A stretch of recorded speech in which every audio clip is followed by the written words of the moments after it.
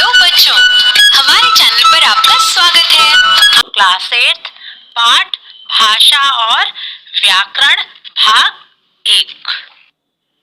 दोस्तों, आपने कभी सोचा है कि हमें आजादी कैसे और कब मिली? यहाँ या वहाँ का शासक कौन था? ये सारी बातें हमें कैसे मालूम हुई? मेरे कुछ दोस्तों का जवाब आया किताब में से पढ़कर। कुछ ने कहा पापा ने बताया और कुछ ने कहा मैडम ने बताया।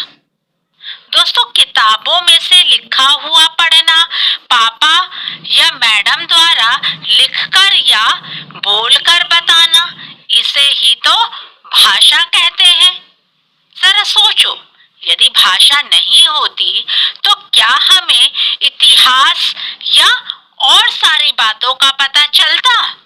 बिल्कुल भी नहीं, क्योंकि भाषा नहीं होती तो हम ना बोलकर और ना लिखकर अपनी बातों को एक दूसरे तक पहुंचा पाते।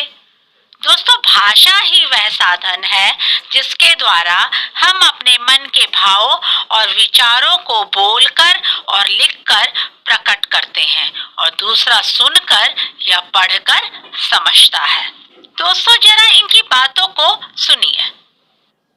माँ, आज मुझे स्कूल से आने में थोड़ी देर हो जाएगी। क्यों?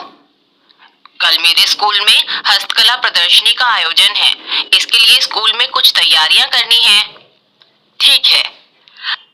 देखा आपने, माँ बेटे बोलकर तथा सुनकर एक दूसरे की बातों को समझकर रिप्लाई भी कर रहे हैं। ये क्या है? यही तो भाषा है। अब आप समझ गए होंगे कि हम अपने विचारों का आदान प्रदान बोलकर, सुनकर, लिखकर व पढ़कर भाषा के द्वारा ही करते हैं। दोस्तों, आपने स्क्रीन पर जरा इन चित्रों को देखिए। इन चित्रों को आपने सड़क के किनारे जरूर देखा होगा।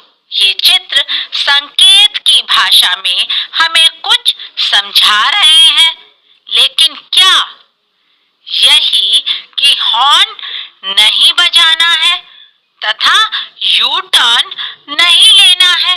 इसी तरह मुंह पर उंगली रखने के इशारे से हम समझ जाते हैं कि चुप रहने का संकेत है।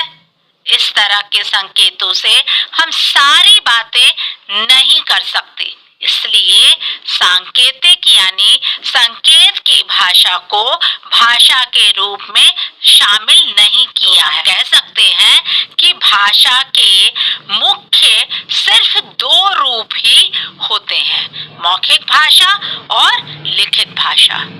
दोस्तों, क्लास में मैडम बोलकर प्रश्न पूछती हैं और हम उस प्रश्न को सुनकर उत्तर देते हैं। भाषा की यह प्रक्रिया मौखिक भाषा कहलाती है।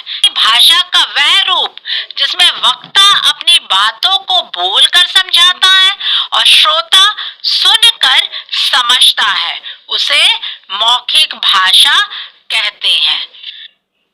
जैसे अब जरा इन्हें देखिए। तुम न बुलाओ मैं आ जाऊंगी, न भाड़ा न किराया दूंगी, घर के हर कमरे में रहूंगी, पकड़ न मुझको तुम पाओगे, मेरे बिन तुम न रह पाओगे, बताओ मैं कौन हूँ? हवा। रवि, तुमने बिल्कुल सही जवाब दिया। दोस्तों, सौम्या ने बोलकर पहेली पूछी और रवि ने सुनकर उत्तर दिया। ये भाषा का कौन सा रूप है? बताओ, ये भाषा का कौन सा रूप है? यह भाषा का मौखिक रूप है। बिल्कुल सही। तो खुद के लिए बजाओ ताली। भाषा के मौखिक रूप को सीखने के लिए औपचारिक प्रशिक्षण की जरूरत नहीं होती, यानी हमें मौखिक भाषा के लिए पढ़ने की जरूरत नहीं होती। भाषा के मौखिक रूप को बच्चा आसानी से अपने परिवार से भी सीख लेता है।